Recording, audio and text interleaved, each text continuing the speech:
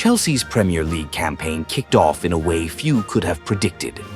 At Stamford Bridge, the crowd didn't see the aura of a reigning FIFA Club World Cup champion.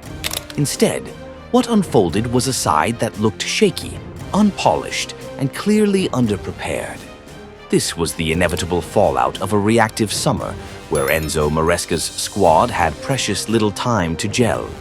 And so Crystal Palace, supposedly the underdogs, walked out of London with a priceless point, while the Italian coach stood motionless on the touchline, frustration written all over his face. Perhaps he saw this storm coming, but he couldn't prevent it. On opening day, co-owners Todd Bowley and Behdad Ekbali were both in the stands. But what they witnessed was hardly the performance of an elite side. Chelsea struggled to dictate the tempo, often pinned back and rattled by Palace's relentless pressing. Dismissing the Eagles was a mistake. City had already fallen to them last season, and Liverpool recently failed to win as well. Now, even the world champions were forced to settle for a result that felt more like a warning sign than a setback. From the very first minutes, Palace showed no fear. Eberechi Eze stepped up and unleashed a thunderbolt of a free kick, the ball rocketing over the wall and beyond Robert Sanchez's reach. Stamford Bridge froze. Palace players erupted in wild celebration, while Chelsea stood rooted to the spot, bracing for their first conceded goal of the season. But then came VAR, and with it, heartbreak for Palace. A small, almost forgotten detail flipped the script.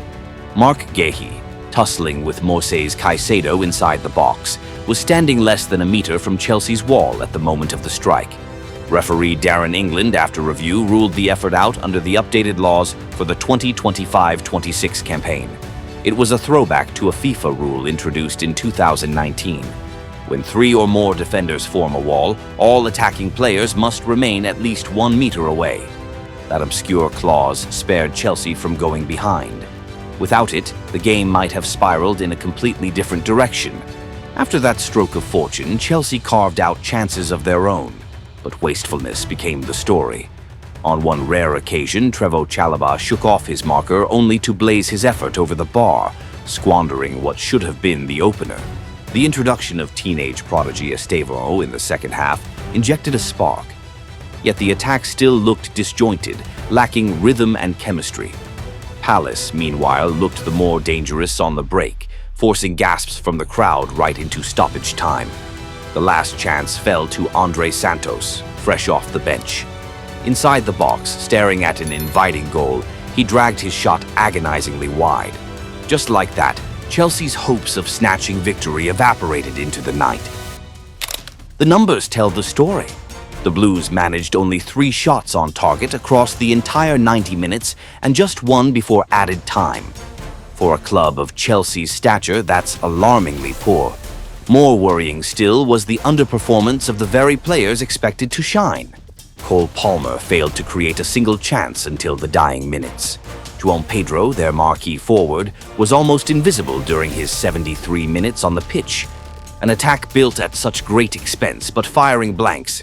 That's a sobering reality check for Enzo Maresca. In truth, the draw felt far sweeter for Palace. Between both sides, there were 31 shots without a goal, making this the highest tally in a goalless Premier League opener since 2018-19, when Burnley and Southampton combined for 34. Chelsea unleashed 19 attempts, but only 3 found the target, producing an expected goals tally, XG, of 1.6 compared to Palace's 0.66. But in the end, the stats meant little. What mattered was the scoreboard, and it still read 0-0. For Chelsea, this was their first goalless opening day draw since the 2011-12 season. But beyond the scoreline, it raised serious questions about their backline without Levi Colwill. Enzo Maresca admitted Tosin Adarabioyo had picked up a minor knock, forcing him to hand a start to 19-year-old Josh Achimpong, a player stepping into the biggest moment of his young career and one who quickly became the center of attention. Up against the raw power of Jean-Philippe Mateta, Achimpong endured some nervy moments. It was his misplaced pass that led to Eberechi Eze's thunderous free kick in the first half. Later, another errant ball in the second nearly gifted Palace a chance, sending a ripple of panic through the bridge. But the youngster didn't collapse under the weight. Instead, he grew into the game, focused, fearless in duels, and bold in his defending. One tackle in particular, a perfectly timed challenge to stop Daniel Munoz with Mateta lurking nearby, had the entire stadium on its feet in applause. Still, Chelsea's defense clearly missed Colwill, not just for his solidity at the back, but for the precision he brings when building play from deep. With Akiampong opting for safety-first passing, the team lost that smooth progression from defense to midfield. Too often they resorted to long balls over the top, relying on pace rather than structure. It wasn't Maresca's ideal blueprint, but in the circumstances it felt like the safer bet. Akiampong wasn't the only one guilty of errant distribution. Reece James and Chaloba also misfired with their passing, further breaking up Chelsea's rhythm. Palace, under Oliver Glasner, pressed with structure and aggression, suffocating Chelsea's attempts to gain control. A team still searching for chemistry and confidence found themselves dragged into a scrappy battle from the opening whistle to the final one. On paper, a single point feels like little consolation, but within the frustration there was a glimmer of hope, and it came from the youth. Estevão, the 18-year-old Brazilian, was the spark Stamford Bridge had been waiting for. Introduced in the 54th minute for Jamie Gittins, he immediately lit up the game. Within moments, he raced past Mark Gahey and fired in a dangerous low cross, sparking the loudest roar of the night. After more than an hour of toil, Chelsea finally had an attacking moment to remember. With his blend of skill, boldness, and unrelenting energy, Estevão offered a glimpse of the freshness and bravery Chelsea have been missing. Another player who left a small but notable impression was Liam Delap. Brought on to replace João Pedro, the young striker used his power and pace to trouble Palace's back line. He consistently found himself in dangerous positions, making clever runs that stretched the defense. Yet, like his teammates, his finishing let him down. His one clear strike was saved by Dean Henderson.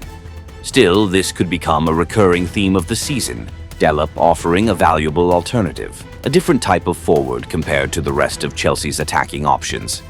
From a neutral perspective, this draw was hardly a disaster. Chelsea had just come off a marathon campaign that lasted 330 days across 5 competitions with a staggering 64 matches played. With such a brutal schedule, the squad had almost no real recovery period. Their preseason training camp began late, only 13 days before the Premier League opener. Far too little time to recharge, regain sharpness, and most importantly, to build tactical cohesion in a team already stretched to its limits. In that light, expecting Chelsea to explode straight out of the blocks was unrealistic. Maresca's men dominated possession, they controlled the game on paper, but the rhythm was lifeless. They passed and recycled the ball endlessly, holding 71% of possession, yet struggled to find any incision. There were no killer passes, no real unlock against Palace's compact shape. Perhaps with time the tempo will return, but the danger is that this sluggishness lingers into the winter grind, especially with Champions League commitments demanding even more. Ultimately, Chelsea entered this season undercooked. They had possession but lacked ideas, talent but no rhythm, effort but little end product. The schedule excuses are real, but excuses won't matter for long. Results will. Everyone knows what this team is capable of, but this is the Premier League.